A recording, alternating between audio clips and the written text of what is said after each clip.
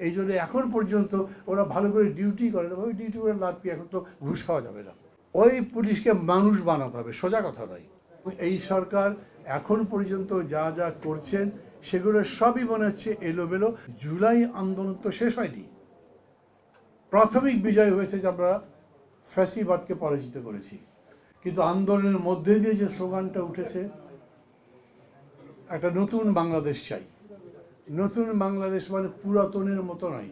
শোষণ, বঞ্চনা, নির্যাতন, লুটপাট, গণতন্ত্রহীনতা আর ভোট চুরি করে, ডাকাতি করে, ভোট নষ্ট করে দেওয়া, এইরকম দেশটা। আমাদের লড়াইটাই হয়েছে গণতন্ত্রের জন্যে। মিনিমাম জিনিস হচ্ছে একটা পুলিশ বাহিনী রাখবে যেটা ভোট করতে দেবে, জনবান্ধব একটা পুলিশ বাহিনী।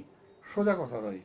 পুলিশ তো কেবল মনে করে তারা চাকরি করে, যে ওটা চাকরি আছে বলে যায়, কিন্তু বাকি তো কাজ হচ্ছে তাদের পয়সা কামানো।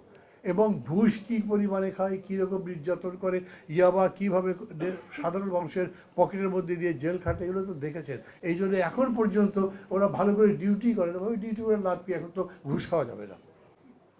ওই পুলিশকে মানুষ বানাতে হবে, সোজা কথা নয়। কত সময় লাগবে আমি বলি সেই সময় দিতে রাজি আছি।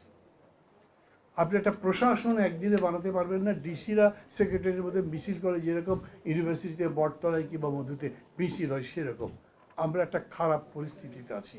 এবং সেই পরিস্থিতিতে যারা দেশকে পরিচালনা করছেন তারা কতদূর সামনে নিয়ে যেতে পারছেন সেটা একটা বিতর্কিত বিষয়। একটা ভোট হতে হবে। এই ভোটের আগে সমস্ত বিষয় সংস্কার করা যাবে না।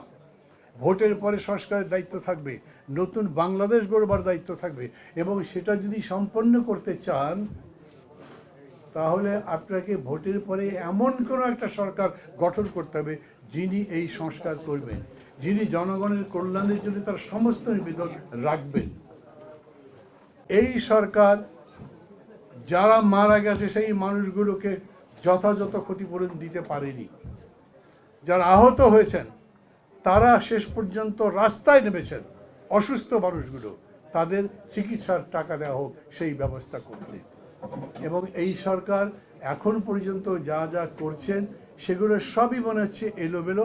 সংস্কার যে করবেন, 10টা কমিশন করেছেন, 10টা কমিশনের দরকার আছে এরকমও না।